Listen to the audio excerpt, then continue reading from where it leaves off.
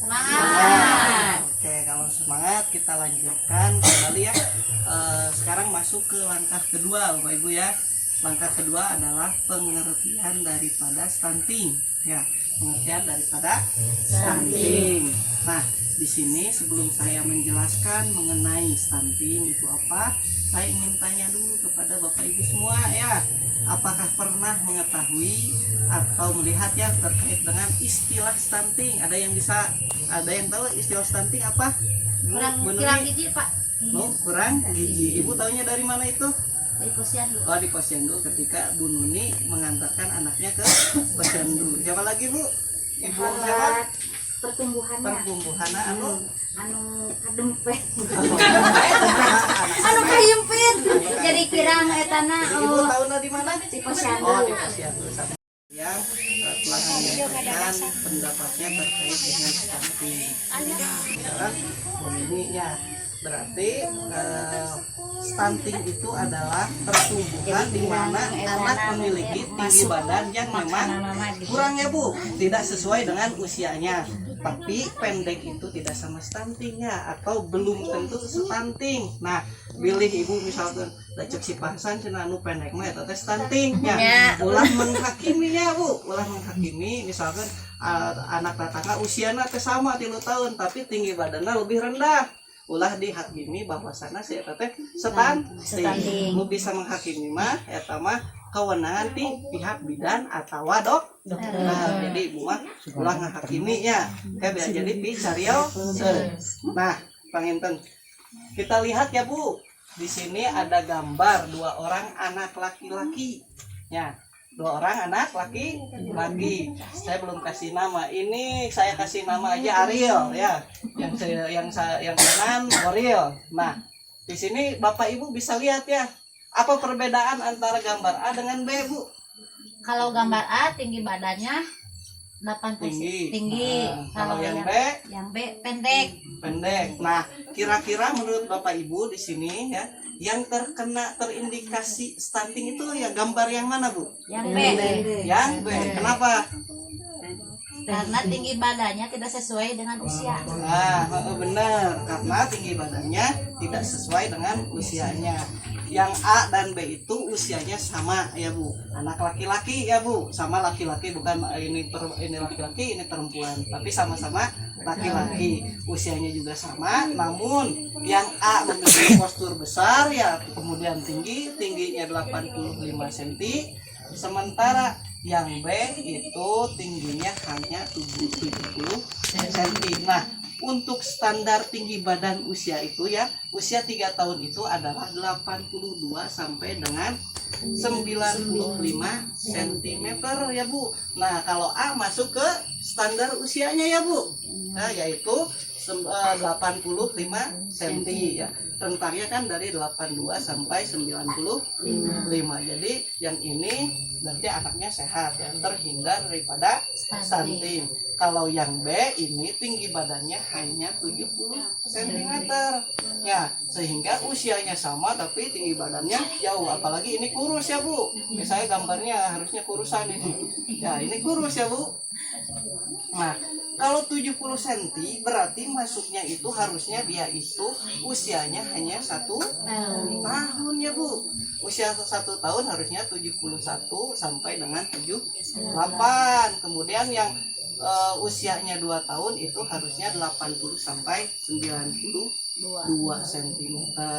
Ibu siap untuk mempraktekkan ke rumah nanti kalau misalkan udah pulang. Nah, di sini akan ada adik ya. Nanti pulang di sini kalau ada meteran coba diukur. Misalkan dilihatlah standarisasi ini ya.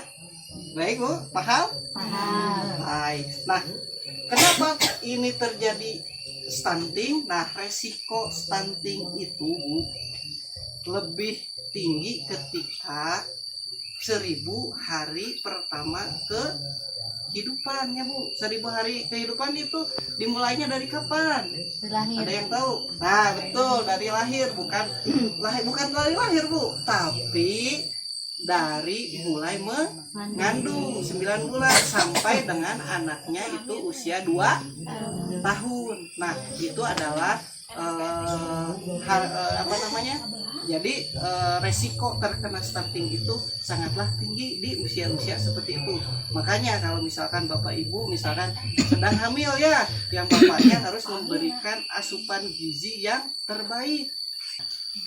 Terus kalau lagi hamil itu ada beberapa makanan yang dilarang. Sama itu makanan yang bukan dilarang tapi dihindari saja. Contohnya misalkan makanan yang memang ada pengawetnya, contohnya mie instan. Terus apa lagi Bu? Ale-ale. Nah, ale-ale minuman bisa, ale-ale jangan ya Bu, tolong dihindari. Terus makanan kaleng Bu, apalagi dimakan sama kaleng-kalengnya, jangan ya Bu.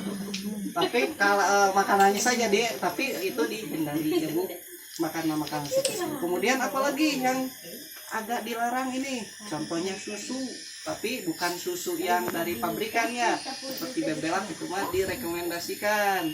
Laktogen, bebelak dan lain-lain itu sangat direkomendasikan. Susu yang seperti apa?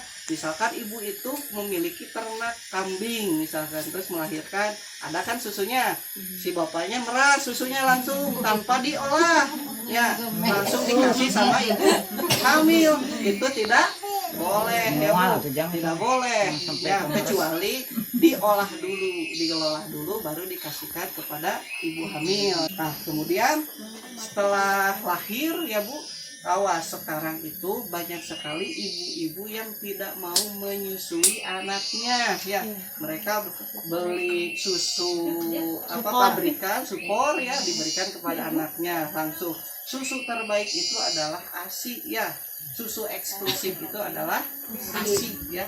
Makanya Bapak Ibu kalau misalkan punya anak usia 1 sampai 2 tahun kasih ASI ya, jangan yang lain, kasih ASI. Karena Bapak Ibu ketika usia 0 hari sampai 1000 hari kehidupan itu adalah masa keemasan ya. Masa keemasan itu apa Bu?